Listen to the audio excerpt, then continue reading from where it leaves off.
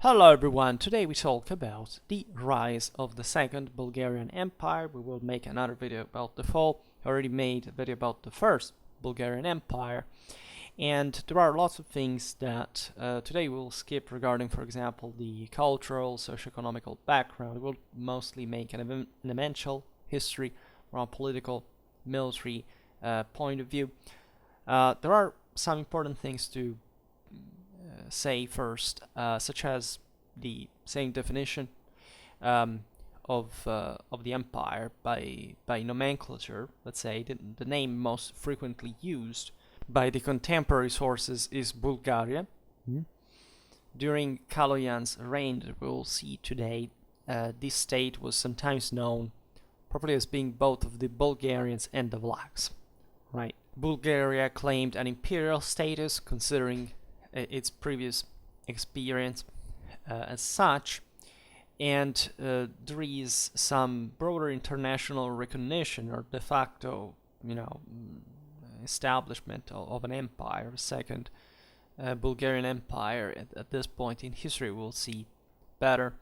The same Latin Emperor Henry mentioned the state as Bulgaria and the Bulgarian Empire in official letters, and there is also the Pope essentially intervening in the situation, accepting de facto the imperial status of Bulgaria.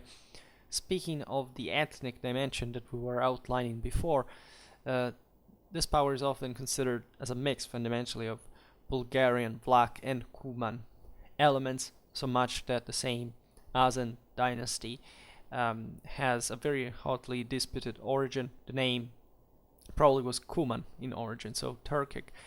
And at this point, after the first Bulgarian Empire, naturally the country had somewhat softened politically with the settlement of many Cumans, for example, at the hands of the Byzantines during the since even actually before even the final defeat of the First Bulgarian Empire at the hands of Basil II, that settled up to the 13th century also in Bulgaria. The Vlachs too were part of Bulgaria at the time.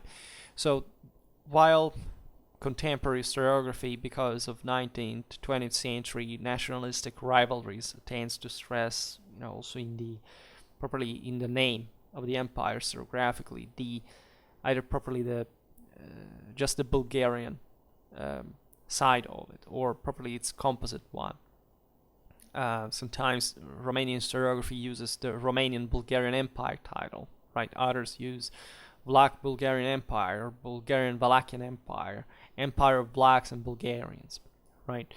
And it does seem the Asen themselves were possibly more kind of black in background, but the question is, first of all, why does it even matter, by 13th century, 12th, 13th century standards, that where this national names didn't have anything to do with the nationalistic meanings that eventually have been attached half of a millennium later.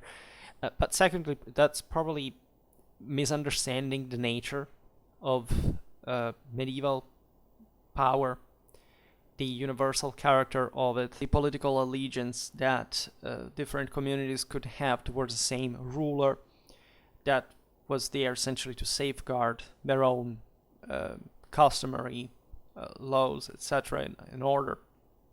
And the same Bulgarian empire, as we will see, was very composite, not just ethnically but territorially at some point, right? And even the first one, as you know, had floated importantly in space, really in territorial reach, sometimes even just nominally in some areas, others that were properly occupied and lost afterwards.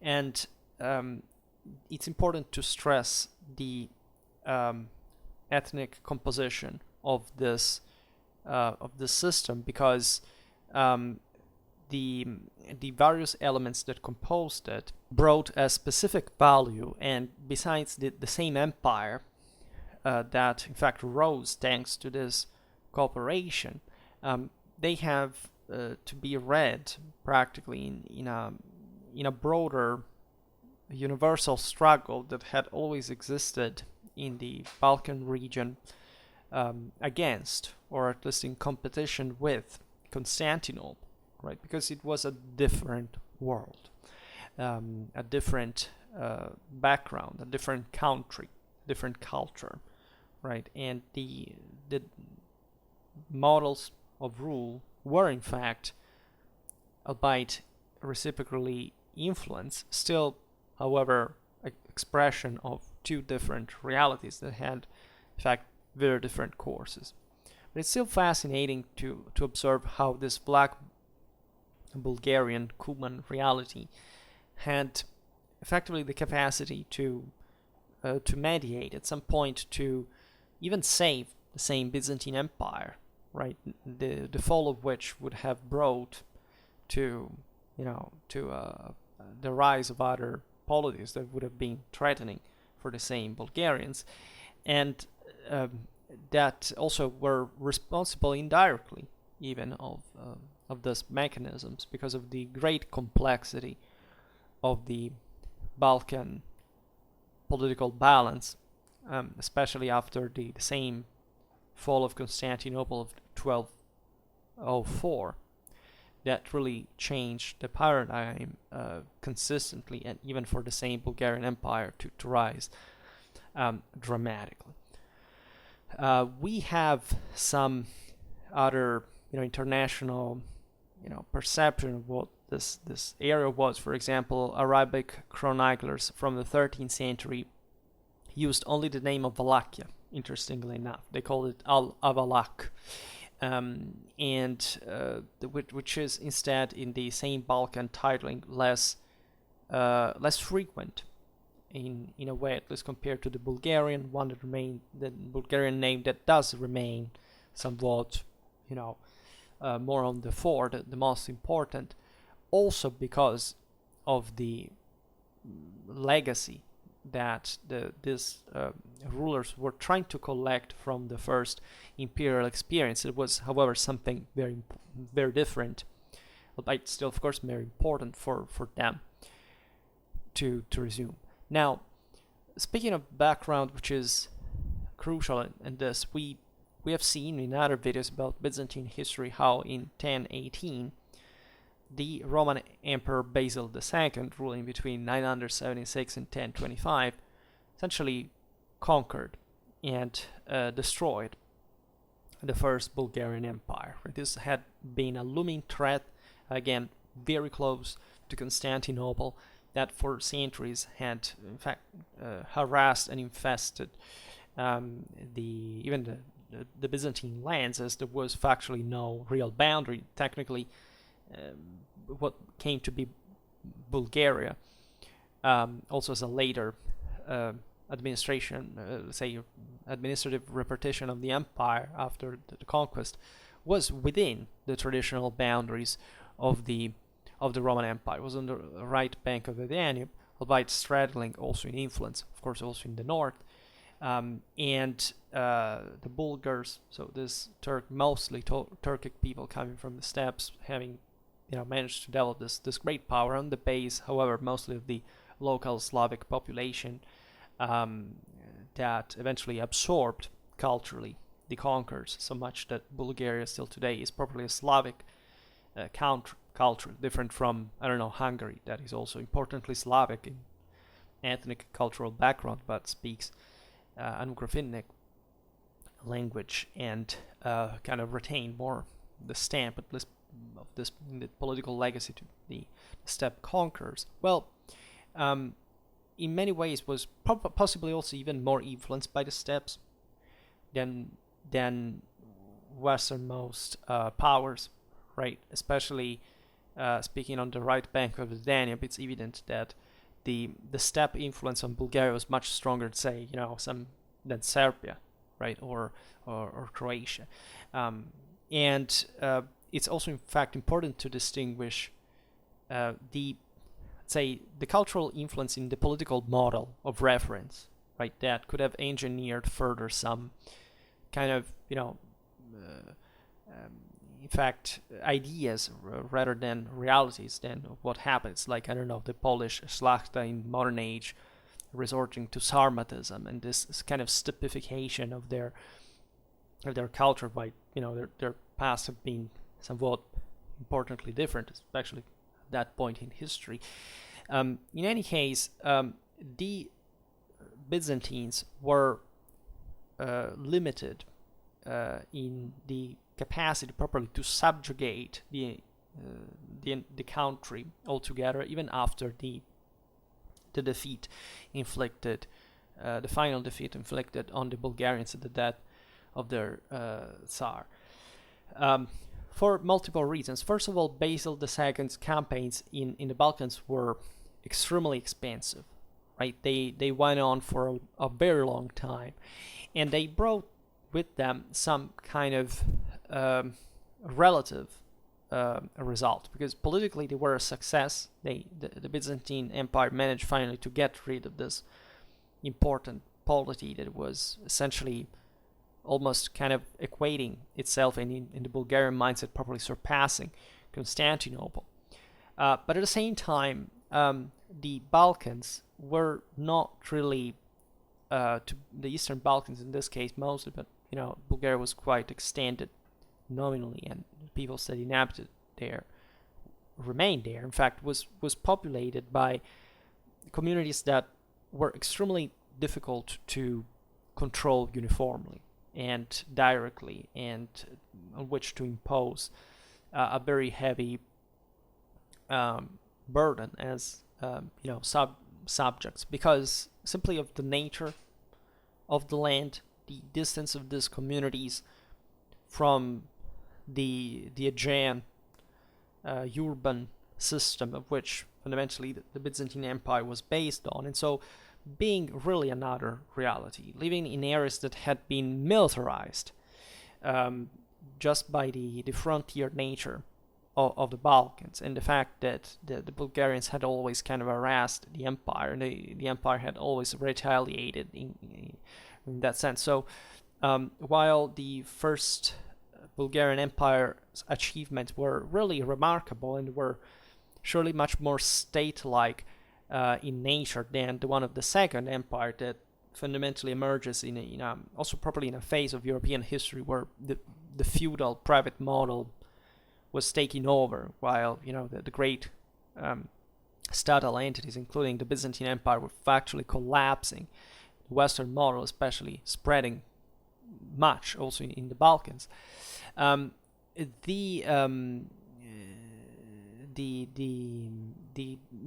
say the concentrating capacity of the Bulgarian rulers had been somewhat limited to some systems that could kind of infrastructures, capitals, were still depending on a nobiliar and in fact largely private system that also intersected with many other surrounding realities, not just the Byzantine one, but say, the Serbian one, the Hungarian one, and didn't properly allow the definition, say, of an obvious northwestern Bulgarian frontier, for example, because the peoples that inhabited there tried always somewhat to escape, this kind of lower Danubian power that was pushing, in fact, west, also receiving this important fuel from the steppe in the form of raiders, etc. So, in a climate, in an environment that was evidently wilder than, say, a more stable, reality than could be, embodied by the Byzantine Empire, simply by some provinces where the political and social models had been more sedentary, right, and more, let's say, and less also threatened by such, problematic neighbor as the empire, right? And so this tension inherently between the two powers had always somewhat crippled each other rather than perhaps strengthened. And as Basil II proved, anyhow, the Byzantine model was more solid, right? It was to expand further, also to bring, to keep Bulgaria under for a couple, not even a couple of centuries actually, but still enough for changing things importantly. The Byzantines didn't want further rebellions in Bulgaria because they knew how easy it was for the locals to rise and how difficult it would have been strategically, logistically to keep taming this constant guerrilla, etc. So the existing Bulgarian tax system, laws, and also the power of the low-ranking nobility. So those were not being more directly responsible as, the higher chieftains, the struggle, the resistance against Constantinople remained unchanged until Basil's death. And an important move for Constantinople was to subordinate the autocephalous Bulgarian Patriarchate to the Ecumenical Patriarch in Constantinople, and to downgrade it to an archbishopric centered in Ohrid on the Aegean, so a lesser reality that could be also controlled better by Constantinople. Properly was brought out mostly of the Bulgarian center of power. The Bulgarian Patriarchate maintained the autonomy, the dioceses, but it was properly brought under and in part properly taken away, even in its administration, part of its administration by the Bulgarians. From the Bulgarians. In fact, Basil II had appointed the Bulgarian John the First, Debar, as the first Archbishop of Ohrid, but all John's successors would be Byzantine later on, and this had been an important issue because Bulgaria had claimed somewhat, again, this essentially equal status to Constantinople as a sort of dual empire, which naturally the Bulgarians thought that they would be the ones who would eventually take over. And that mentality had stuck, right? And so also in the Second Bulgarian Empire would be resumed ideologically in its aggressiveness towards Constantinople. Some Bulgarian aristocrats and also the Tsar's relatives were co-opted by the Byzantines, who provided them with titles, also endowed them with land in the Asian parts of the empire. So kind of strengthening at that point was in fact the bulk of the kind of landed aristocracy, from which probably the quasi-feudal, or just probably the heavy cavalry came from the eastern frontier, with huge latifundia that up to the Turkic conquest after Manzikert, that was in fact exploited by the same Bulgarians to rebel, were still large and powerful and represented the core power of, let's say, military power, military supply source, let's say better, of the empire. And definitely Bulgaria had been defeated, but as you understand, as most times it happens historically, this subjugation could not bring, especially in pre-modern times, to an elimination, to a genocide, to an extermination, right, of the Bulgarians. Their military power had been broken, their politics had been shattered, but the Bulgarian language, literature, and culture, despite hardships, survived. Was unavoidable. At that point, it was properly a national identity that had formed, and again, it was resting not just on the Bulgarian ideal per se, but also on a pre-existing difference of those lands from probably the Byzantine ones. The Thracian areas had already rebelled at other times against Constantinople, and there was effectively not much could be done in order to prevent that, because how do you change the hinterland, the country, the majority of the populace, right, and these are mountainous, forested areas. They're very difficult also just to wage war in, right? Bulgaria, however, was fundamentally divided in the new established teams of, in fact, of Bulgaria, of Sirmium, that would be essentially the area of Serbia, and that was included in the empire at the time, and the Paristrian, that is to say, from this side of the Danube, in the lower Danubian area, just north of the teams of Macedonia and of Thrace. So after Basil II, as you know, there was an important crisis of the Byzantine Empire for multiple reasons. First of all, as far as the Bulgarian side was concerned, geographically, these areas were influenced by the invasions of the Pechenegs that created lots of problems for the local population, and the Byzantines reacted by raising taxes, but of course the result was not optimal because the local populace was already strained by that, and this brought two important rebellions. The first one was in the theme of Bulgaria, in fact, but in essentially the area of today's Macedonia, the modern country, where the massive uprising of Peter Delian between 1040 and 41 took place, showing how still not even a generation after the conquest, say, the country was capable of breaking free and rebelling it. Then, after the defeat of Manzikert at the hands of the Seljuks, the Byzantines suffered this major uprising by Georgi Voite, in fact in 1072 in Bulgaria. These uprisings were all put down brutally, but not before the Byzantines suffered important military reversals and experienced a great difficulty properly in pacifying the area that was, still unstable even at these same events.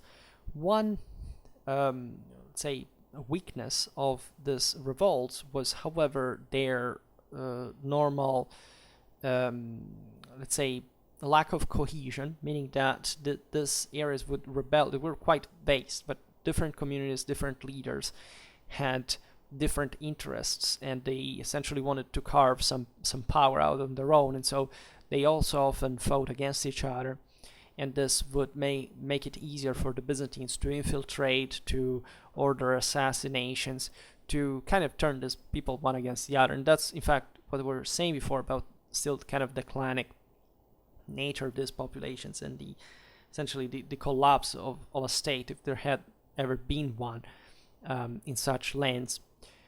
There were also other rebellions in Paristrian, in Thrace, right? But with the Komnenian restoration, so one of the moments of greatest power and the last moment of great power of the Byzantine Empire altogether, the stabilization of the state brought to essentially in the first half of the 12th century to a broader pacification of Bulgaria that didn't attempt, if not just kind of small rebellions.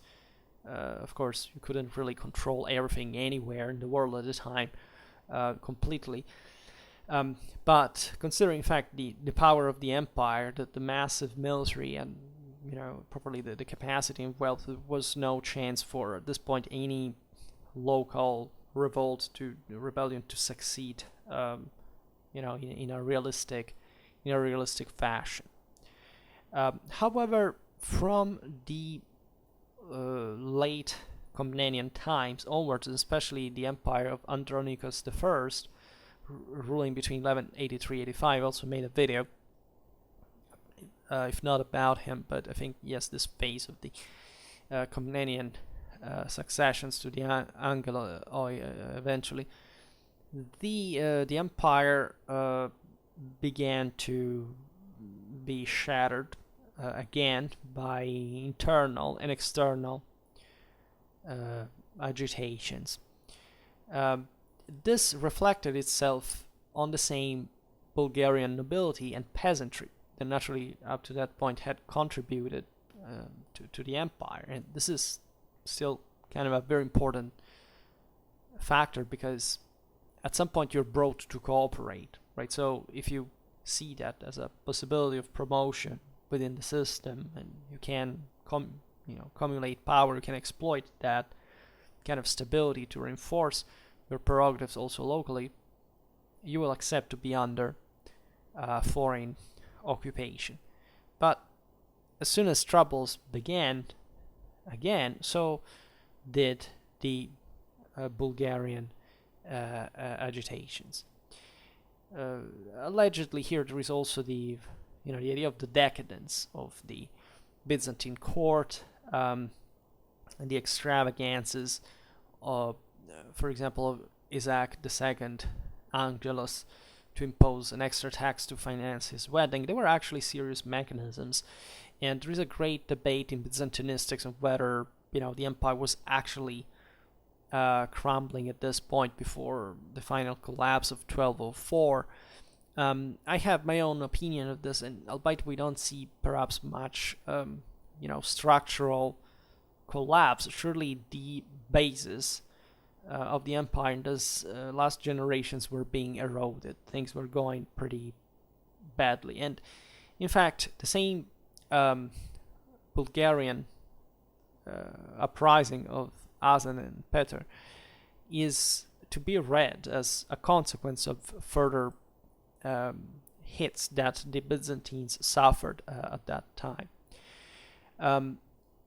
First of all, the Bulgarian aristocracy was already, asking more at that point to Constantinople in terms of autonomy and power.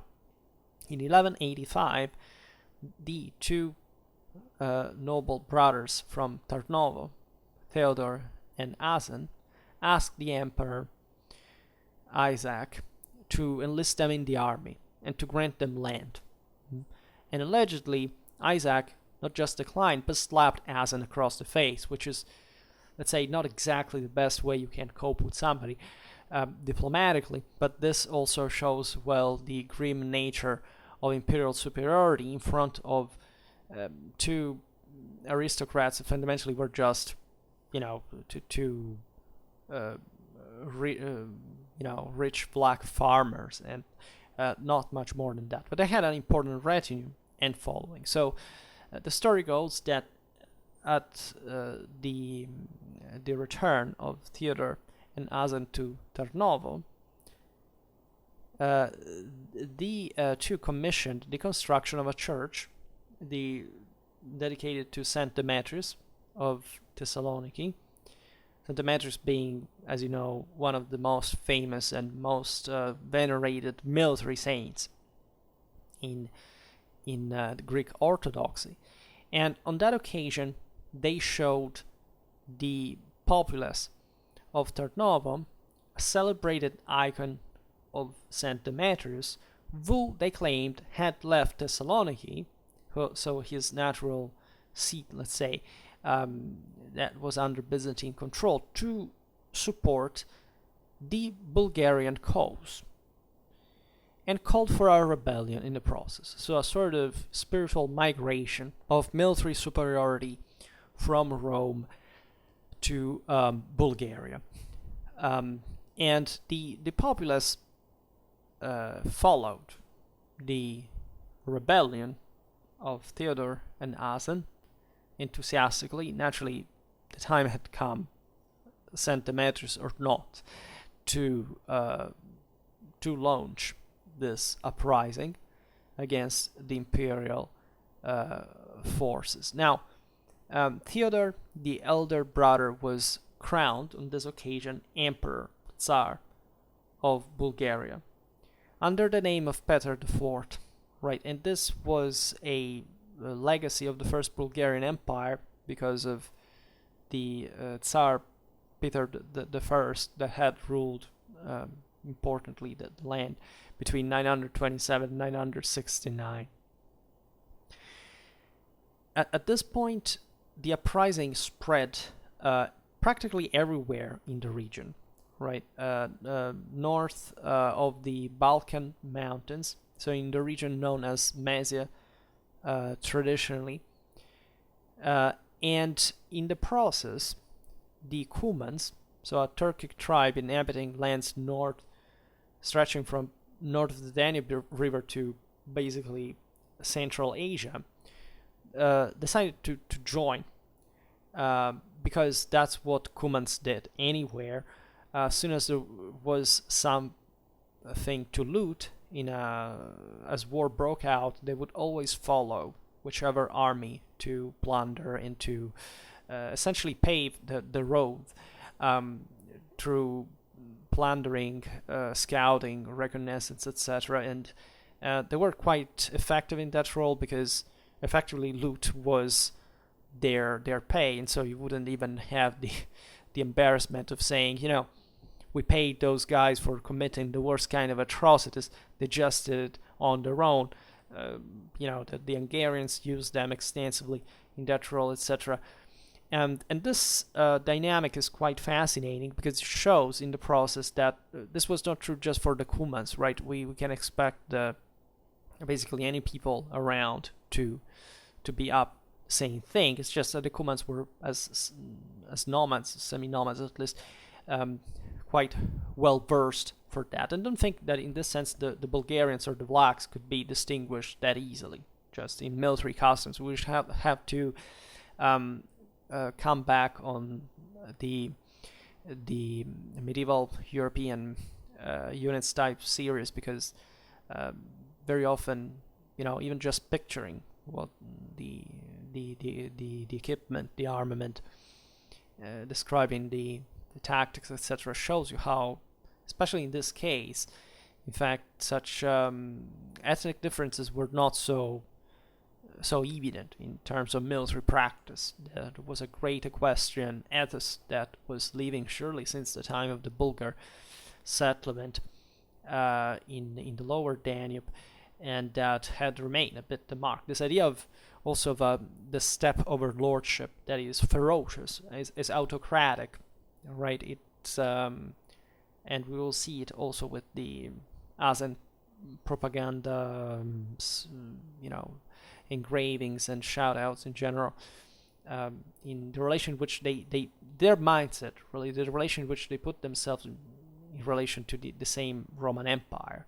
There was a great resentment properly against the Romans. Like they were hated because presumably of the very harsh means they had, not just put down the various Bulgarian rebellions, but just as occupants, as again foreigners that were controlling the land. But the memory of the Bulgaroctonos, of the massacres carried out by Basil II and the general Iron Fist that had been, at least the Bulgarians had met with at any possibility of rebellion, were, source of great resentment. And generally speaking, the ethos of these peoples was about retribution, right, in a very, very violent way.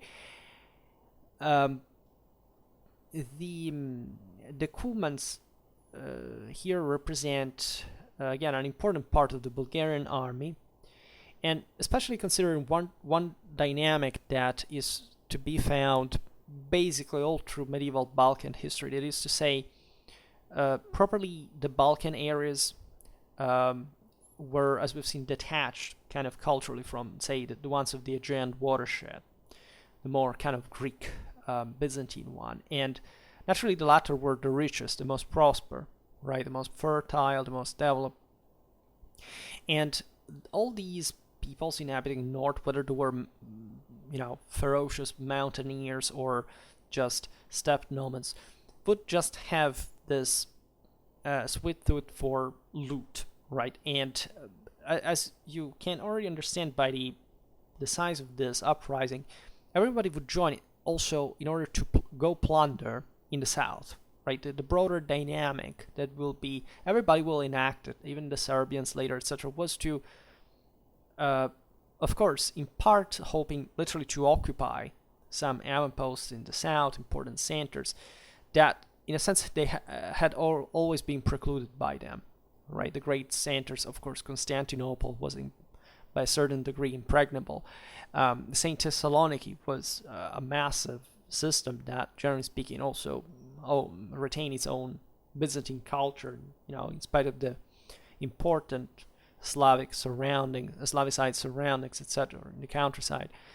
But properly, the capacity of projection of these pockets, sometimes even just of moradiers to the very south, to the Peloponnese, etc., were remarkable. Also because the empire in general was more like Asian-based than European, so all what stretched, in fact, the Bulgarian rise now will be importantly also shifted to the west, where initially the more mountainous area were also the ones that were more difficult to reach by the imperial army, would just go south.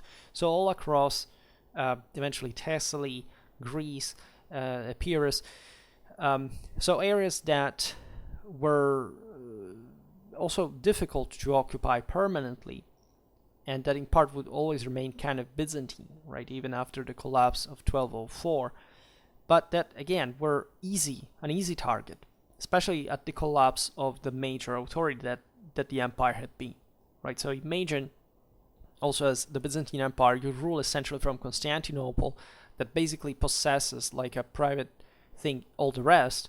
Well, if the imperial army for some reason is occupied somewhere else, or it cannot move, it is already committed against in one theater, all the rest is practically open, right? It's practically open to attack. This was true, as we'll see now, even just by sea, even more with powers that had greater naval projection capabilities, like the Venetians or the Siculo-Normans, right? That would in fact even aid importantly the Bulgarian cause indirectly. And as soon as the rebellion broke out, Peter IV attempted to seize the old Bulgarian capital of Preslav, but he failed. It is yet another proof of how difficult it was for an uprising just even to mount up a satisfactory military force. It was not just raiders, but somebody that could have effective siege capabilities, etc. But the Bulgarians were also developed in that. But as a consequence, for the moment, Tarnovo was named the capital of Bulgaria. From Mesia, so if you look at the course of the Danube upstream, on the right bank, there's more mountainous. The Bulgarians launch attacks in the lowlands of northern Thrace, right? They were the basin that they would eventually, the ancient empire had been established, right? And so that they wanted to recover, just because again this dichotomy of the Balkan mountaineers that attack the kind of more Byzantine controlled lowlands is important.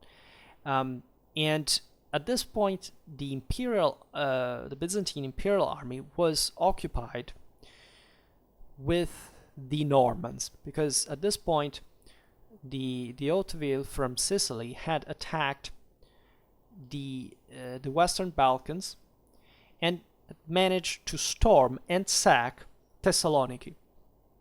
I made a video again about that, or at least the same period in Byzantine history. That was a heavy blow because Thessaloniki was essentially the most important and basically only true city after Constantinople in the empire at that point, and it showed this dramatic Norman strategic projection capability from southern Italy that was effectively the greatest threat to Constantinople compared to anybody, right? The Normans were the first problem of the empire, much more than the Turks, and as the same sack proves.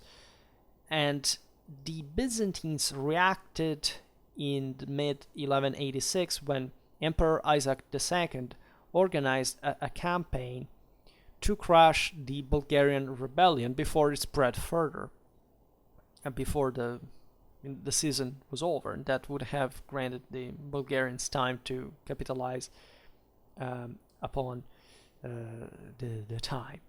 The fact that the Bulgarian power was still in its infancy, militarily speaking, is that their strategy was just securing the passes to avoid confronting the larger and better organized imperial force in open field had it passed the mountains. But the Byzantines found their way across the mountains, allegedly due to the surprise caused by a solar eclipse. And at this point, the Bulgarians couldn't really do much because the Byzantine field army had arrived, and so that was like the top military of the time. And so Peter IV pretended diplomatically that it was willing to submit, also because there weren't many other choices, while Asen traveled to the north of the Danube to raise an army, especially among the aforementioned peoples, and making some other steppe raiders flocking under his command. So at that point, Isaac was contented with the situation. The Byzantine army essentially destroyed the Bulgarian crops, devastated, looted, and came back to Constantinople. That was an important blow because how do you even supply an army of your own next year without it? And for this, there were the Cumans that literally were self-sufficient in terms of supplies because they simply raided through them. And I'm not kidding, in the strategic balance, this had an important thing, because still, as we've seen, also the imperial territory was open for raiding and pillaging. So while when the imperial army went away, Asen crossed back over the Danube with an important Cuman reinforcement, together with the forces that he had maintained, and claimed publicly that the war was not over, and not only that, this would have gone on until all Bulgarian lands would have been liberated from the Byzantines. So a new imperial army was assembled under the command of the emperor's uncle John Ducas Angelus, but the same Isaac II feared he would be overthrown, and so Ducas was replaced by John Kantakouzenos, a blind man that thus was physically unfit for the throne and a coup. The Byzantines were quite careful about these things. So this, however, didn't play well for the imperial army leadership. In fact, the Bulgarians attacked Kantakouzenos' camp at night, killing a larger number of imperial troops. So in mid 1186, still another army was sent by the empire under the command of Alexius Branas, that, however, is famous for not just his military exploit, but because he, instead of fighting the Bulgarians, attempted a coup, right, coming back to Constantinople, claiming the throne for himself, except he got assassinated shortly afterwards. So this doesn't really look like a bright situation to me, right? In Constantinople, with Thessaloniki sacked, imperial armies defeated against the Bulgarians, and even just, coming back to make a coup. So the instability there is present. So much that, in fact, the Bulgarians took advantage of such state of things by raiding northern Thrace, so the same lowlands that were, at least in control of of the Byzantine forces, but without the field army being present there. And there was actually a moment in which the Bulgarian and imperial armies had the chance to fight, right? Especially near the fortress of Lardea, that was besieged by the Bulgarians. But there was even a clash, but it didn't bring to an end. It was indecisive, practically. So, and that the Bulgarians could come back without particular trouble to the north of the Balkan Mountains with their plunder with them. By the end of 1186, Isaac II launched his second campaign against Bulgaria. But it was already too late in the year, so that the imperial army was forced to spend the winter in Sofia. This gave the Bulgarians some time for preparing to the invasion, and early the following year, Isaac besieged Lovech, but he couldn't seize it. So that he accepted an armistice that de facto recognized the status quo and some kind of Bulgarian autonomy after all.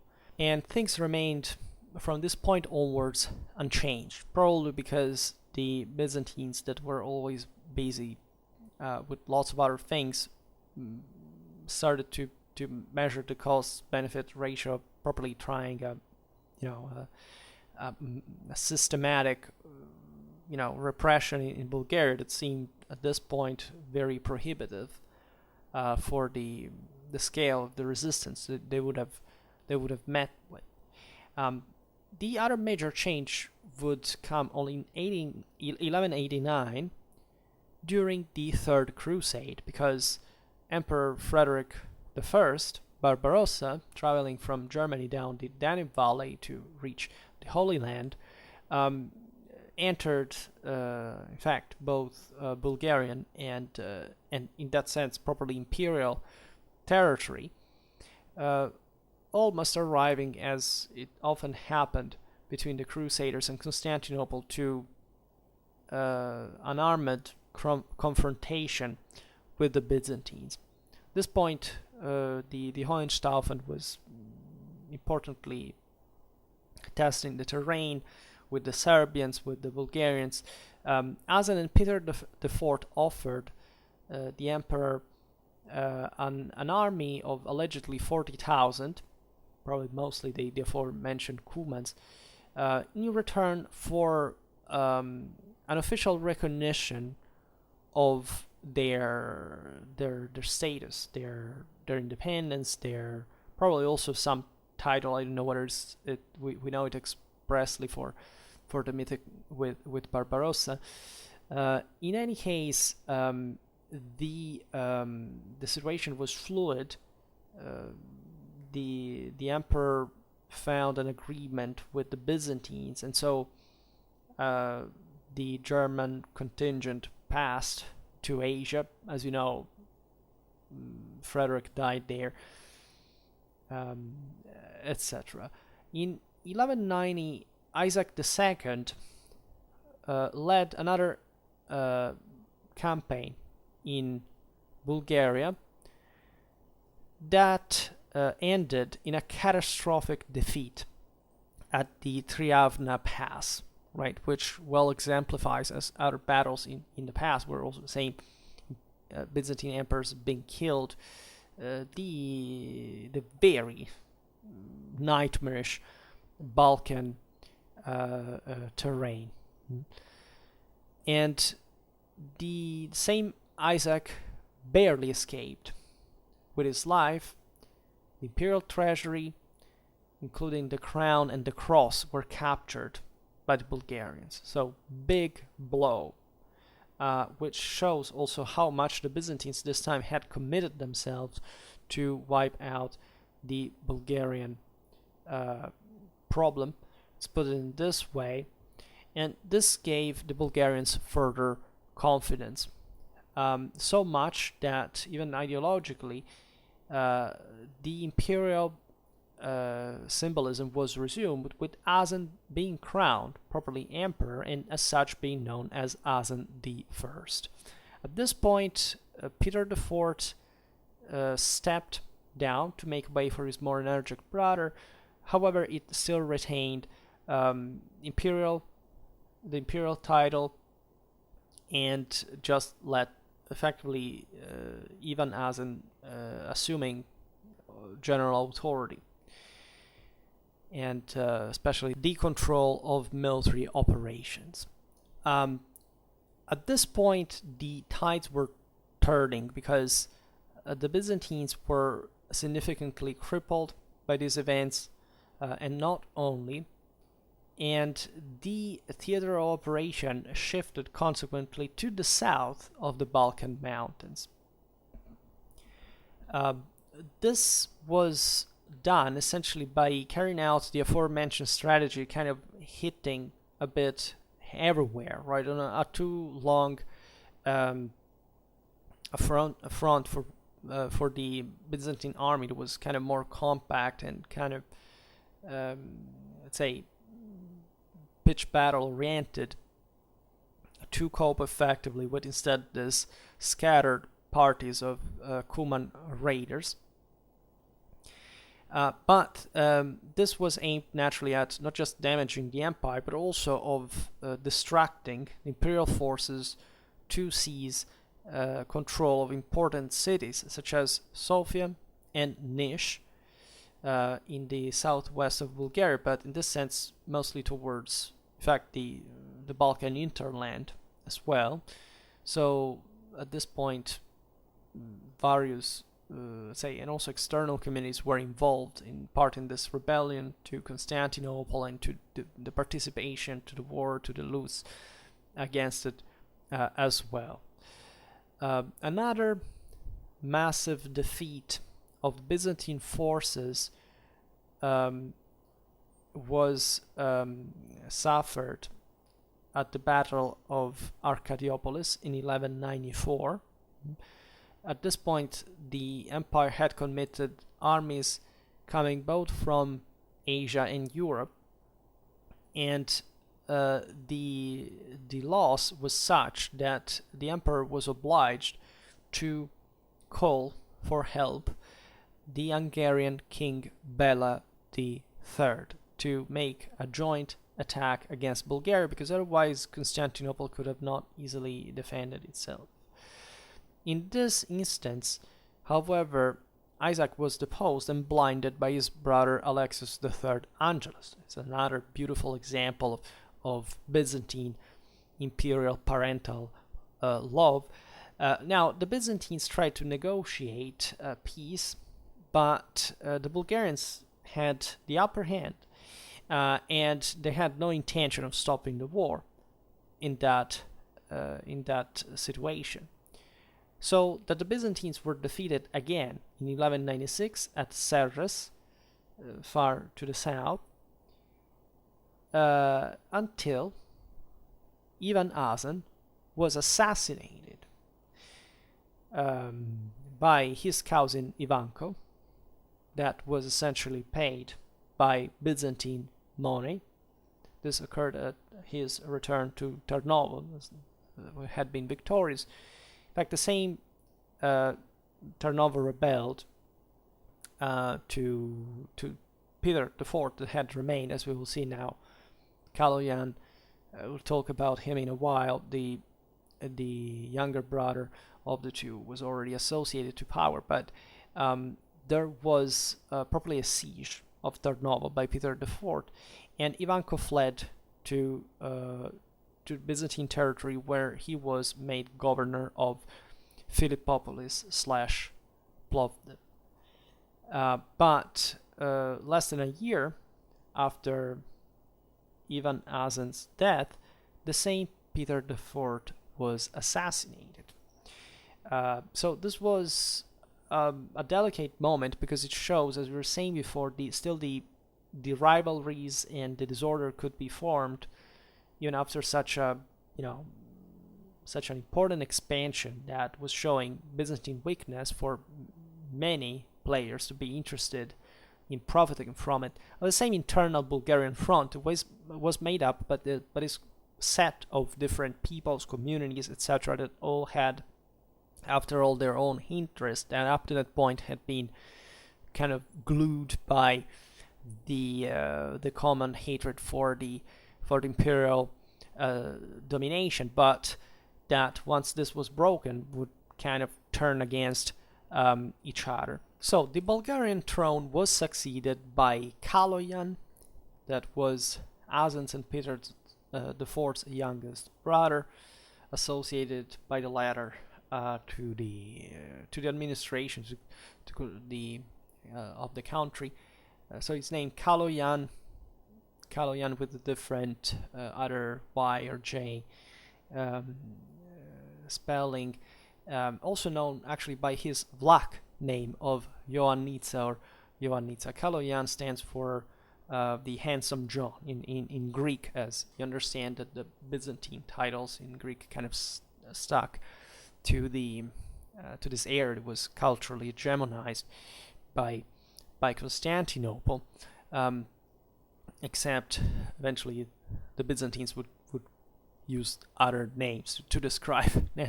Some were called, as we'll see now, even the dog Bulgarian emperor, things like that. That is expressing the tender feelings that existed between the two.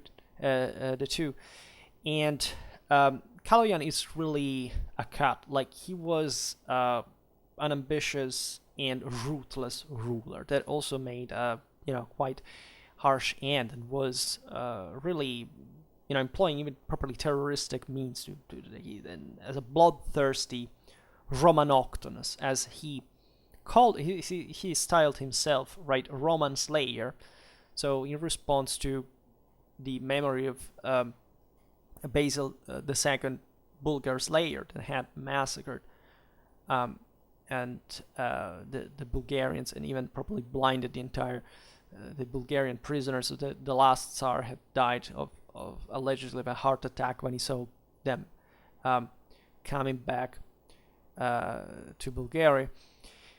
And Kaloyan worked a lot, really, also to gain an international recognition of the Bulgarian imperial status, and in parallel to complete the liberation of his country from imperial forces. And he came, as we'll see in a moment, of very important conjunction, because during his a few years after he rose to power, the same Constantinople was conquered by the Crusaders and the Latin Empire established. Kaloyan initially allied himself with his same brother's murderer, Ivanko, because of reasons of political and strategic convenience that were contingent at that point. And at that point, the Byzantines killed Ivanko themselves because, turncoating again. That's where you end, and in the meanwhile, however, the Bulgarians managed to take the city of Constantia, that is located on essentially the Maritsa River. In 1201, Kaloyan also captured Varna, right, an important center that also on the Black Sea that also recurs historically, not just in the Middle Ages, was an important trade market, and that was important for a Bulgarian sea opening, let's say, and it was also the last Byzantine stronghold in Mysia, right, and defended thus by a large garrison. And in spite when the Byzantines surrendered was Easter, Kaloyan had them all killed by throwing them in the moat, right? So we'll see Kaloyan was pretty viciously brutal in many ways.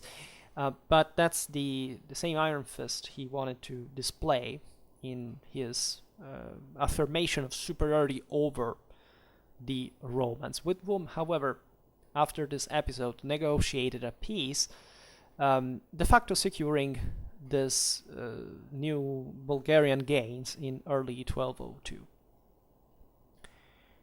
And at this point, the Hungarian king Andrew II and his Serbian vassal Vukan Nemanic annexed Belgrade, Branicevo, and Niš, while the Bulgarians were occupied against the Byzantines in the south. This was not good news, because essentially those were areas that the Bulgarians had always claimed some sort of control on historically during the first empire. And now you see essentially the Hungarians and the Serbians that exploit the situation, because they're basically caught in two fires and they don't like the Hungarians at all, but that's still an opportunity to seize control of some essentially namely Byzantine held areas that now are effectively cut off from pretty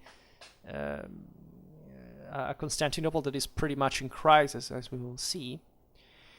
And the Bulgarians, of course, do not like this, so that in 1203, Kaloyan managed to push the Serbs out of Niš, so in the southernmost part, and even defeating the Hungarian army on multiple occasions in the theater operation of the Morava River Valley, so that the Bulgarians managed essentially to recapture their former territory in the process, right? The Hungarians and the Serbs had tried it, let's put it in this way. And this shows also, again, the broader, instability of the system after all, because yes, you can be successful multiple times, but if you have to rush every time because there is, one side that is crumbling, you have to, keep it together. Not just you spend a lot of resources, but also the territories means they are not evenly under firm control, and also they are going to be devastated by war in the process. This is pretty much the history of the Balkans in a nutshell in medieval times.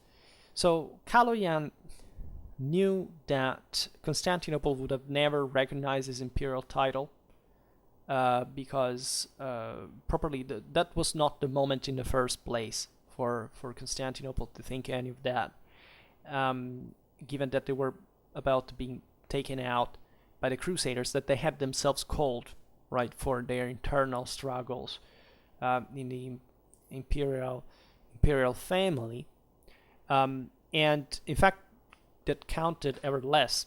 So at this point, the Bulgarian emperor began to contact Pope Innocent III. At this point, basically, the entire Europe was under papal vassalage. This was the peak of Roman Catholic power, and Innocent III was essentially the most powerful pope in history, and a man of great culture, great intelligence.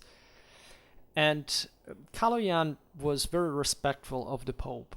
He asked him, in fact, to recognize his imperial title, and effectively the legitimacy of his claims was based, according to him, on a continuity, an alleged continuity with properly the country at that point, because he was not related with the former Tsars, but in his epistles he made reference to the First Bulgarian Empire, Simon I, Peter I, Samuel. At the time, the papacy had important contacts with these rulers as well, and Innocent was willing to recognize Kaloyan as king, right? So still, yes, he was a monarch. Naturally, the Roman papacy was very interested in what was going on. Innocent the Third was a great Universalist, convinced supporter of the necessity of the reunification of the two churches. It was not actually his fault if the Crusaders sacked Constantinople, by which he was actually quite disappointed and impressed. But at least they got the reunification, at least in part the reunification of East and West in the process. And of course, the Bulgarians, by pressuring on Constantinople, made, in that sense, the papal gain. And the willingness to recognize Kaloyan as monarch, however, came on the condition of the Bulgarian church to submit to Rome as well. So really, you see, at this point, there were lengthy negotiations about this, and both sides acted diplomatically, albeit not changing their positions, because they were not really pressuring each other excessively. I mean, if the Pope, what did the Pope really care whether the Bulgarian monarch called himself an emperor, whatever? He was not going to recognize that, because of course it was a situation out of the games. There was a newly re-emerged power with basically no connection with the previous one institutionally, and also Kaloyan didn't have any interest in imitating himself, the most powerful individual in Europe at the time. So in the process, Archbishop Basil was proclaimed primate, so recognizing to Bulgaria some kind of control on properly a broader charismatic mission on the land. Kaloyan, however, was mild about this, because he didn't want to be too constrained by papal control, and especially also in the church affair that the Bulgarians had used mostly. In fact, had made it, first of all, an Orthodox one, exactly by refusing Roman Catholicism in function of properly of gaining more power in front of Constantinople, to also claim some imperial legacy, and that in Constantinople the emperors controlled the church. So properly also in Bulgaria, the papal ideal was not just even properly a traditional thing. And the Pope was kind of okay eventually with Kaloyan declaring himself emperor. At least they didn't say anything. There was nothing that Rome said against that, because again, it was not a huge deal after all. And so relations remained formal. Of course, the Bulgarians did not switch from Orthodoxy to Catholicism. They stuck to their traditions, and so also it wasn't much of another Latin, infiltration in Bulgaria because of that. Except something the Latins did was much more secular in nature, also spiritual, because, as you know, with the Fourth Crusade, the capture of Constantinople and the establishment of the Latin Empire, the Patriarchate of Constantinople became Roman Catholic. And so this was an important issue, because also the entire ecclesiastical structure that the empire had maintained up to that point was shattered, like by the conquest in the first place, and by this difficulty also in maintaining control on it. And so this, in a sense, of course, was advantageous for the Bulgarians to claim some kind of patriarchal superiority at that point, or at least to appear so as kind of a more powerful entity than essentially the remaining surviving Byzantine successor states were, but still had this, at least initially, massive Catholic power and potential just next door, like the Byzantines had been, right? And the Bulgarians initially even tried to establish a friendly relation with the Latins, but it was exactly the same Latins who despised the Orthodox, right? And so the conquered lands, as just populated with inferior people. I mean, this, after all, were the cream of the Western military elite. French knights overloaded in power, in ambition, in arrogance, in self-confidence, etc. And so, who were the Bulgarians? Like, essentially a bunch of savages, and there were even less those effeminates of the Greeks that had just been taken out. So this was kind of the mindset. And not even the fact that the papacy had established kind of a cordial diplomatic relation with Kaloyan changed their attitude. So at this point, it was the same Byzantine aristocracy, the one that had survived in Thrace from the Bulgarian side, let's say, that came closer to Kaloyan instead, and even accepted to,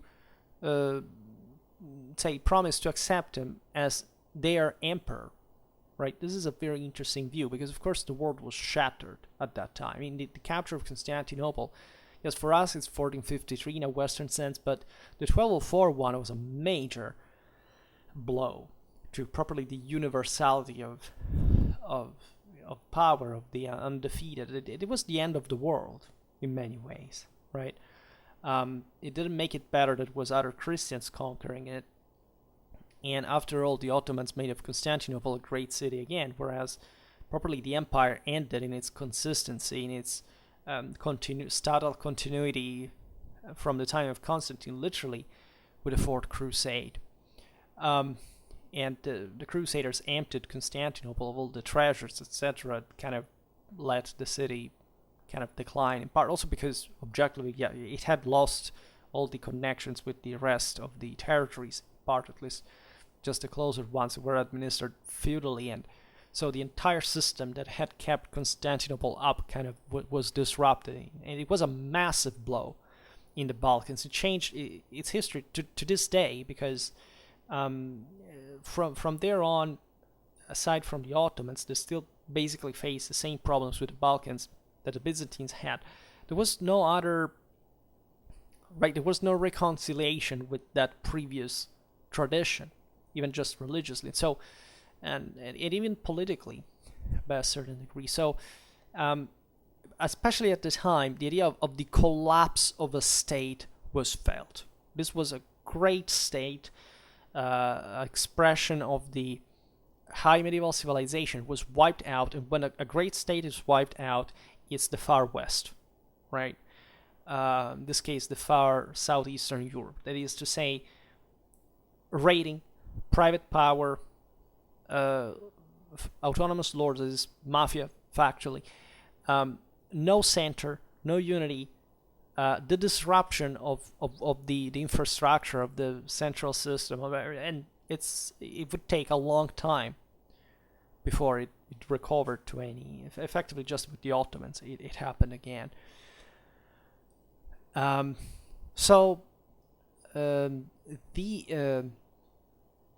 This association between the Bulgarians and the Byzantines, at least, these Thracian elements, but mostly the Bulgarian army, brought to the Battle of Adrianople on April 14, 1205, which basically crippled the Latin imperial capacity for all the other, essentially, not even 60 years of rule to come. Because, if the Crusaders had won the battle, which they didn't, and it was a disaster, actually, they may have significantly expanded their power. There may have been a continuity in the, the Frankish control of Greece. Maybe, I don't know, later on, also the Palaiologoi would have been taken out. The other Byzantine successor states would have been absorbed by some kind of Western power. Maybe the Ottomans would have never risen, right? Instead, this battle changed everything, because the flower of the Latin nobility was captured, including the same Emperor Baldwin I, who died in prison under Kaloyan was said also to have emulated the his ancestors by making essentially a goblet out of the skull of the emperor. And it was an interesting battle. At some point we can talk about it, in which this lighter Cuman black cavalry managed to attract the heavier French cavalry on a marshy ground, and eventually they were surrounded and taken down, even with some kind of strings, lassos that were typical of those steppes peoples when they were fighting to the death practically, and captured that way. And there is evidence, at least from the same Latin side, that Kaloyan treated the rest of the nobility with some regard. But this battle was, again, properly, as soon as the empire was born, was immediately crushed in this fashion, so that the Bulgarians, it's not that the Latin neighbors were that powerful, including the same Bulgarians at this point. It's just that their military potential was wiped out largely. Of course, things could have gone differently later. I mean, maybe the Latin Empire could have even continued to exist, right? But the changes that were triggered in Greece, in the Janvitis, and in Balkan hinterland were enormous. And as a consequence, the Latin Empire descended into chaos itself, because it was also ruled essentially as a cluster of feudal states that more or less thought individualistically, as in the typically Frankish aristocratic fashion. In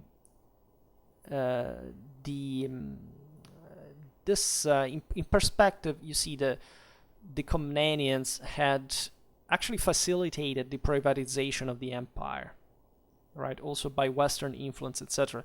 Basil II, as other previous emperors, had been a supporter of the of kind of a statalization through the containment of the nobility, etc. But the pronoia system had already come into place. There was quasi-feudalism, say, in Byzantine souls, that is to say, with a slightly greater public control on it. It was similar also in what some Islamic principalities was, because it was just the Westerners who had created monarchies out of pure private power, right?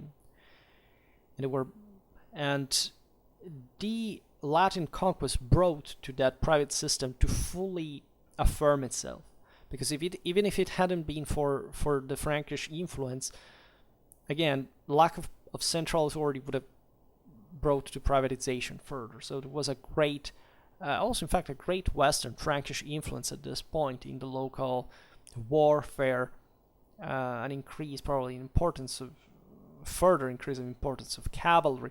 Consider that historically the Byzantine Empire, both in Europe and in Asia, had been filled with Westerners.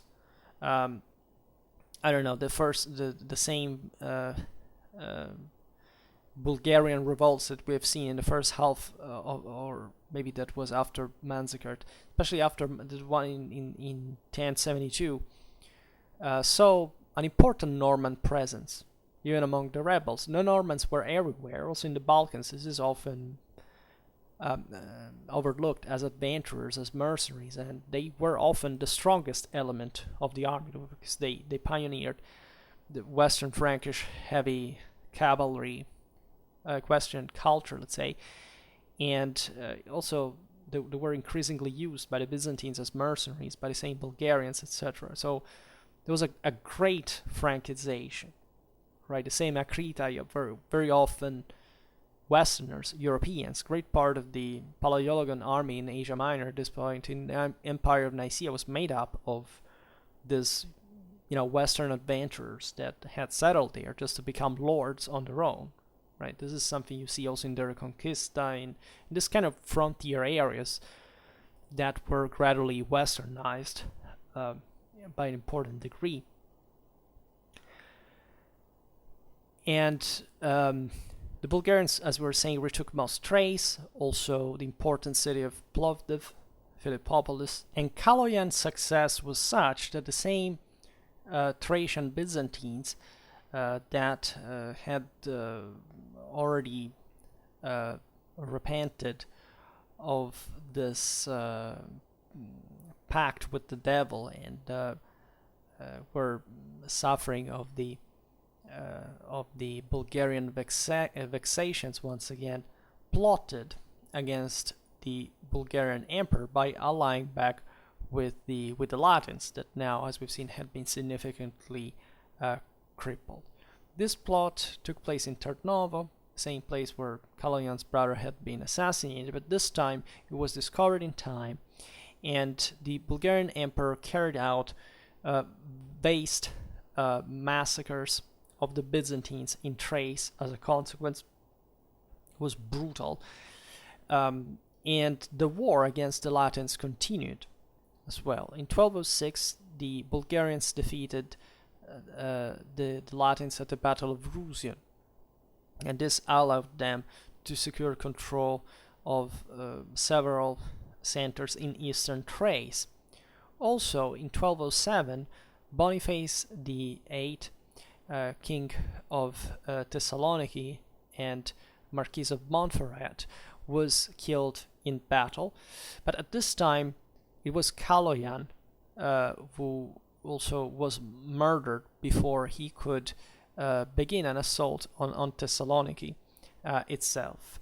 There are various stories about Kaloyan's assassination. Some say that the same Saint Demetrius transpassed him with a spear, that he had had his premonitions. Others say that he died of illness.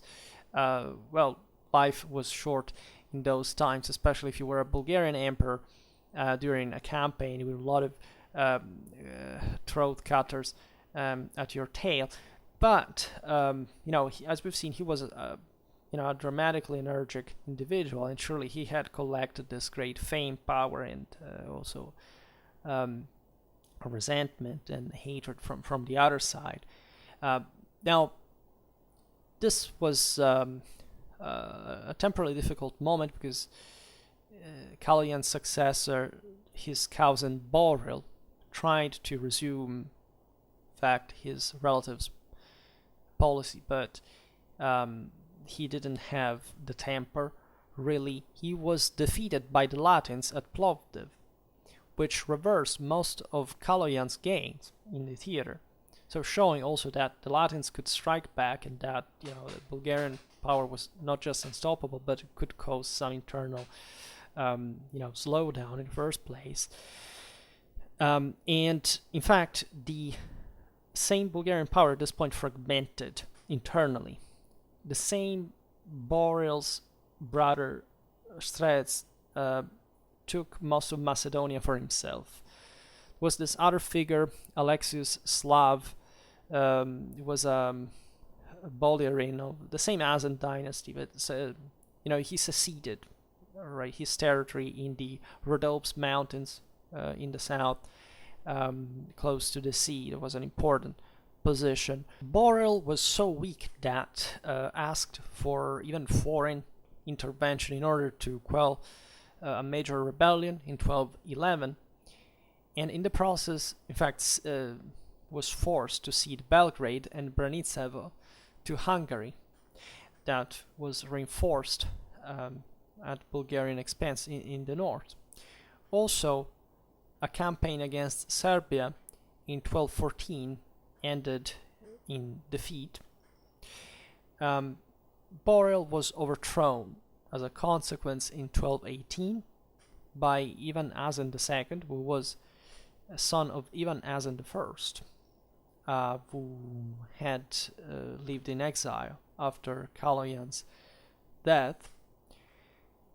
This changed instead things for the better, as first of all, Ivan Asen II arranged a wedding with Anna Maria, daughter of the Hungarian King Andrew II, who provided for as a dowry for his daughter the cities of Belgrade and Branicevo at the same time. So in part, this area came to be shared by the Bulgarians and the Hungarians, probably to reinforce further his western flank, allied himself as well with Theodore Comnenus, that at that point was the despot of Epirus, factually the most powerful of the Byzantine successor states.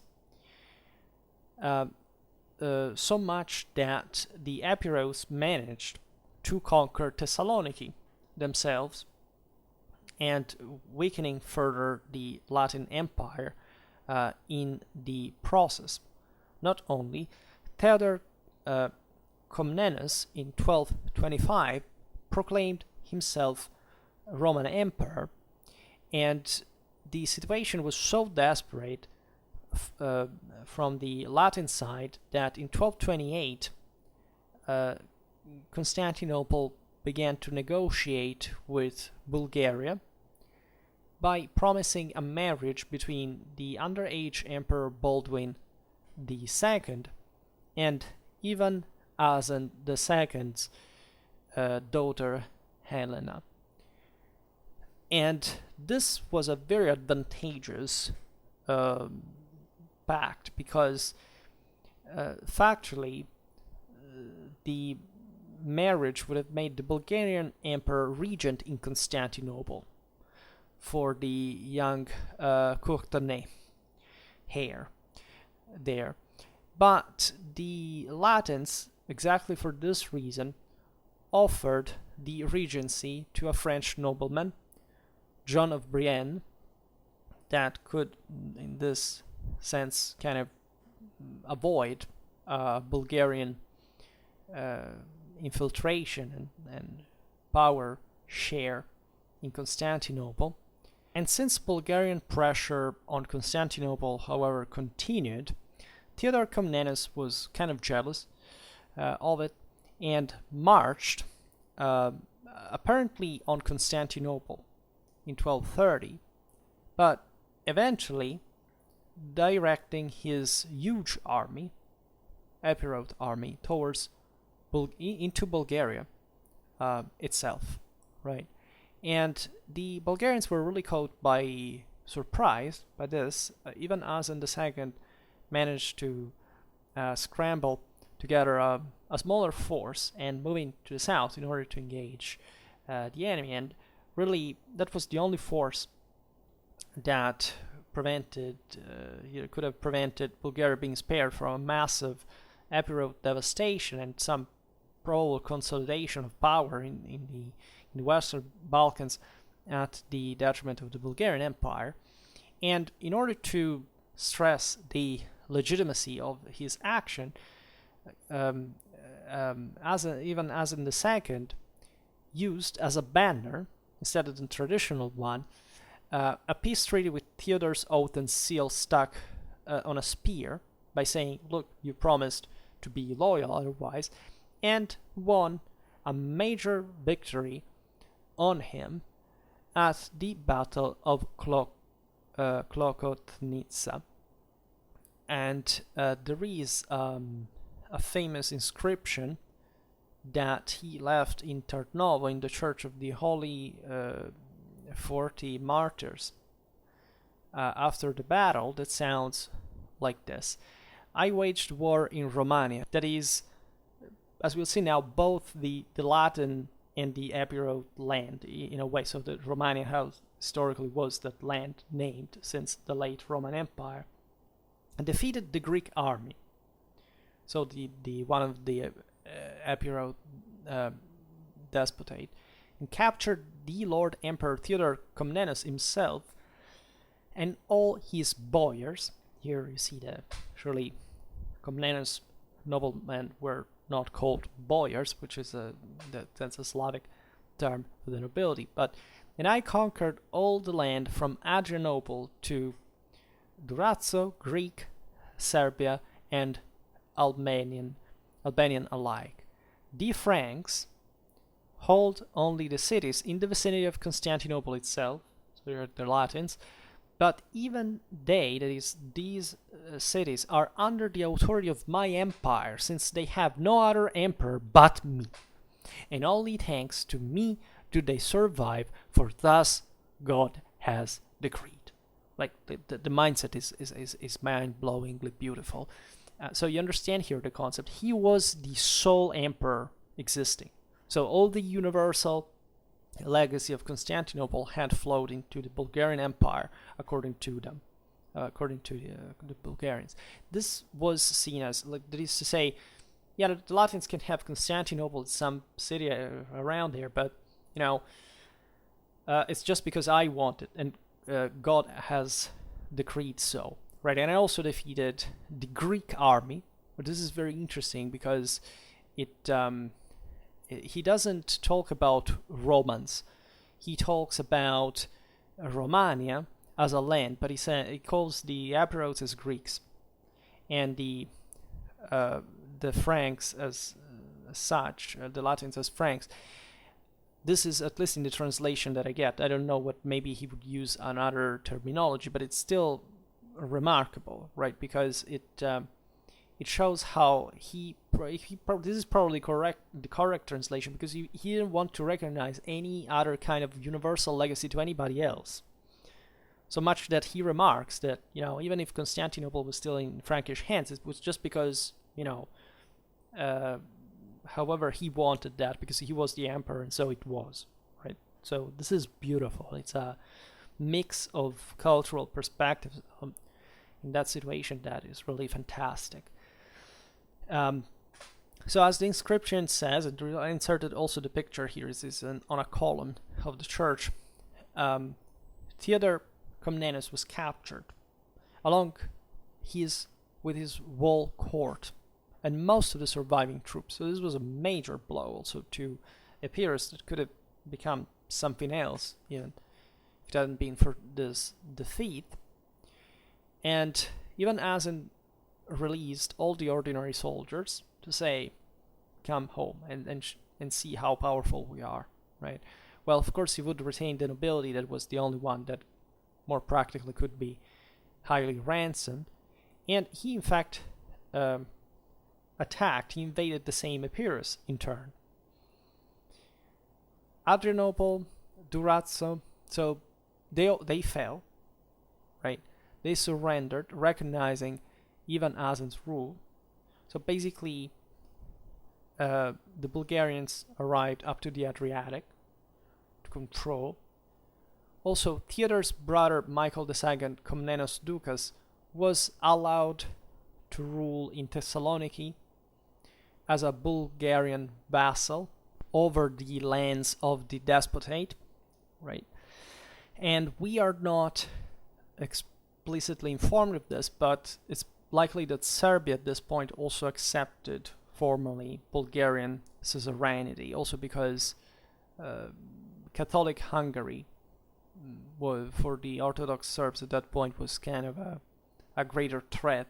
And as we've seen, Serbia at this point hadn't really moved itself alone, right? It had always moved along, along the greater power. And the Bulgarians now were much more interested in southern affairs, as always. So consolidating, say, stabilizing for them their own country would have been probably safer, so that they could reinforce against Hungary and avoiding trouble with the Bulgarian neighbors. And that's interesting also in the aforementioned imperial perspective, because essentially the Serbians had stuck to Constantinople historically, right? So Constantinople now was not in Bulgarian hands. It will not be even in the future, but factually the Bulgarian Empire at the peak of power now kind of embodied what historically in the region, in Romania, that the Byzantine power had been. So it was also the reasons of common kind of ground, right? As we've seen in other videos recently, Serbia was just in the inner, it was projected towards the inner part of the Balkans at that point. It had this greater proximity, and that's why it was Orthodox. Say the Croats had been Catholic, even though being practically the same people speaking the same language. Depended on the degree of exposure, the orientation of the country, etc. In the meanwhile, in 1231, John of Brienne arrived in Constantinople to maintain, to hold government on behalf of the Courtenay heir, and this brought to Ivan Asen II's alliance with the Palaiologoi of the Nicaean Empire. It was just across the Bosphorus, and that represented, as you know, eventually that point, especially after the Epirus was thwarted in his ambitions on the Balkans, the most powerful of the Byzantine successor states, and the one from which effectively by which the reconquest of Constantinople would have been carried out later on, just most for Latin weakness rather than for any greater accomplishment, and also significantly with a massive Genoese support in the Aegean. This brought also to the Nicene recognition of the Bulgarian Patriarchate in 1235, interestingly enough, which, showed at that point how the Byzantines had to be well disposed towards Bulgaria in order to reconquer Constantinople itself. This brought to a break, however, with the Pope, and there was a joint campaign of the Bulgarians and the Nicaeans against Constantinople itself, which of course broke the diplomatic relations with the West, also with the papacy, given that it was a Roman Catholic patriarchate there. But the expedition failed anyway. Also, John of Brienne died in 1237, and in spite of the fact that the same situation that had, made the Bulgarians hope for a regency on behalf of Baldwin II, even Asen II skipped this option now and stuck with to his alliance with the Palaiologoi. And the reason was kind of evident politically and strategically, as at that point the Latin Empire was very weak.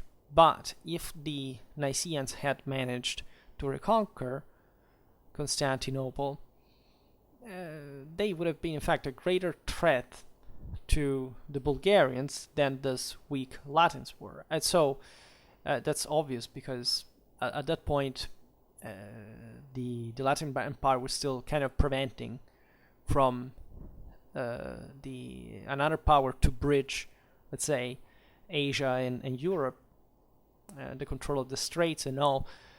So it was more convenient at that point of, as you see, intense warfare. And so also you have to think that the agricultural system had to recover. There had to be hopefully an internal consolidation, which was very difficult. In fact, actually the decline of the Second Bulgarian Empire would occur from this moment onwards. And there was it was necessary, and there was a sort of even of Bulgarian Latin cooperation in some form, and would last only for the remainder of Ivan Asen II's reign, who shortly before that also managed to fence off part of the Mongol army that had made this grand tour, devastating Poland, Hungary, Dalmatia, and was returning across the Danubian, along the Danubian valley, back to the steppes. And this shows also how the Bulgarians could partly cope with them. And there was an interesting mechanism of settlement of further Cumans and other peoples in the north, as in the frontier, in the event of this enormous and scary invasion of Europe that later would actually keep harassing Bulgaria, because of both the Mongols remained like in Eastern Europe. But we will see this on another occasion when talking about the fall, actually, of the Second Bulgarian Empire. For today I stop it here. I just hope that you enjoyed this video. If you did, please share it, otherwise leave a like or subscribe to my channel if you're interested in my upcoming content. And for now, I thank you heartily for listening to me. I wish you a nice time and see you next time. Bye.